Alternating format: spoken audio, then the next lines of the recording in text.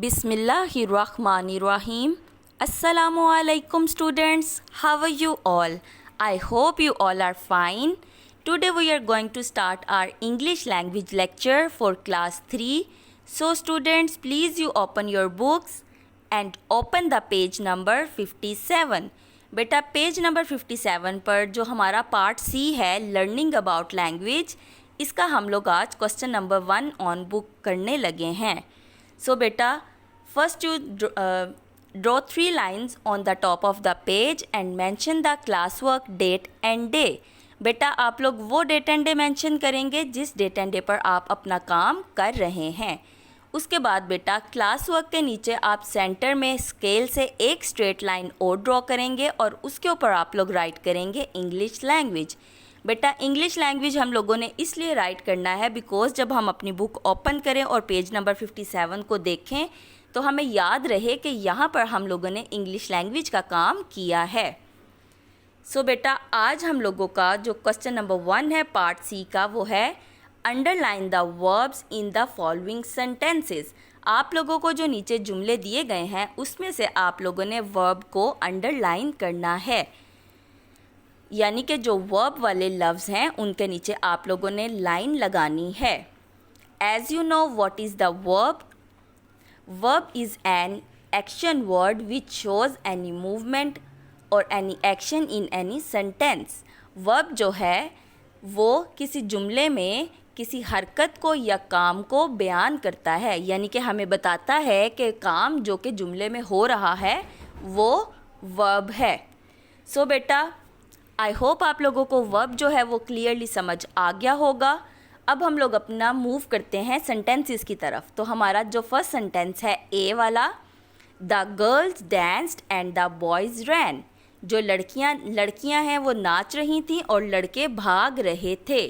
तो यहाँ पर बेटा हमारे पास 2 वर्ड्स हैं जो कि वर्ब हैं, यानी कि एक्शन वर्ड जो हैं वो हमारे पास 2 है. एक है डांस्ड और एक है रैन. आप लोगों ने डांस्ड को और रैन को अंडरलाइन करना है because both are action words. B वाला सेंटेंस है our teacher smiled when the students sang. हमारी जो टीचर है वो मुस्कुरा रही थी जब शागिर्द जो है वो गा रहे थे. तो यहाँ पर स्माइल्ड एंड सैंग इन दोनों को आप लोगों ने अंडरलाइन करना है because both are action words. Smiled means मुस्कुराना एंड सैंग मीन्स स्माइल्ड मुस्कुरा रही थी एंड सैंग गा रहे थे. हमारा सी वाला सेंटेंस है द एलिफेंट्स ट्रम्पेट लाउडली. जो हाथी हैं वो ऊंची आवाज़ निकाल रहे थे. ट्रम्पेट जो है बेटा वो कहते हैं जो हाथी सूंड में से आवाज़ निकालते हैं उसको. तो ट्रम्पेट को हम यहाँ पर अंडरलाइन करेंगे बिकॉज ट्रम्पेट जो है वो हमारा वर्ब है. आई होप आप लोगों को यहाँ पर वर्ब जो हैं वो क्लियरली समझ आ गए होंगे कि वो कौन से वर्ड हैं जो हमने अंडरलाइन किए हैं. इसके बाद बेटा आप लोग पेज के नीचे देखें, लिखा है एडवर्ब्स, और जो एडवर्ब्स हैं उनको एक्सप्लेन किया गया है येलो बॉक्स में. तो बेटा हम लोग जो है एडवर्ब जो है उसको अपनी कॉपी पर राइट करेंगे. मैं आपको इसकी डेफिनेशन जो है वो ऑन कॉपी राइट कर एक्सप्लेन करूँगी. सो बेटा please you open your copies. First you draw the margin line, mention the class work date and day on the top of the page. बेटा आप लोग वो डेट एंड डे मेंशन करेंगे जिस date and day पर आप अपना काम कर रहे हैं. उसके बाद बेटा आप लोग जो सबसे टॉप वाली लाइन है उसके ऊपर लिखेंगे डेफिनेशन ऑफ एडवर्ब, बिकॉज आज हम लोग एडवर्ब की डेफिनेशन करने लगे हैं. यहाँ पर आपको अपनी स्क्रीन पर एडवर्ब की डेफिनेशन जो है वो नज़र आ रही होगी. पहले आप लोग इसको मेरे साथ रीड करें, उसके बाद मैं आपको एक्सप्लेन करती हूँ कि एडवर्ब होता क्या है. So let's read the definition of adverb with me. An adverb is a word which gives more meaning to a verb. Many adverbs tell us how something happened. An adverb is a word, एक adverb जो है वो ऐसा लफ्ज़ है which gives more meaning to a verb, जो कि ज़्यादा मायने बयान करता है verb के, यानी कि वो verb को और अच्छे तरीके से explain करता है. Many adverbs tell us how something happened. बहुत सारे एडवर्ब जो हैं वो हमें ये बताते हैं कि क्या हो रहा है। बेटा एडवर्ब का काम वर्ब को एक्सप्लेन करना है, यानी कि ये बयान करना है कि काम, एक सेंटेंस जो है उसमें काम किस तरह से हो रहा है। जो काम करने वाला है वो काम को किस तरह से अंजाम दे रहा है, यानी कि वो काम अच्छे तरीके से कर रहा है, तेज़ कर रहा है, आहिस्ता कर रहा है। तो जो ये लफ्ज़ हैं जो कि वर्ब को बयान करेंगे उसको हम लोग एडवर्ब कहते हैं। एडवर्ब जो है वो हमें बताता है कि कोई काम करने वाला जो है वो किस तरह से काम कर रहा है या काम किस तरह से हो रहा है। आई होप बेटा आप लोगों को एडवर्ब जो है वो समझ आ गया होगा। अब नीचे आ जाएं, लिखा है एग्जाम्पल्स। एग्जाम्पल्स मीन मिसालें। तो यहाँ पर बेटा जो वर्ब हैं वो मैंने रेड कलर से राइट किए हैं और जो एडवर्ब्स हैं वो मैंने ग्रीन कलर से राइट किए हैं, ताकि आप लोग डिफ्रेंशिएट कर सकें कि इनमें वर्ब कौन सा है और एडवर्ब कौन सा है। तो हमारी फर्स्ट वाली एग्जाम्पल है द गर्ल्स डांस्ड ब्यूटीफुली।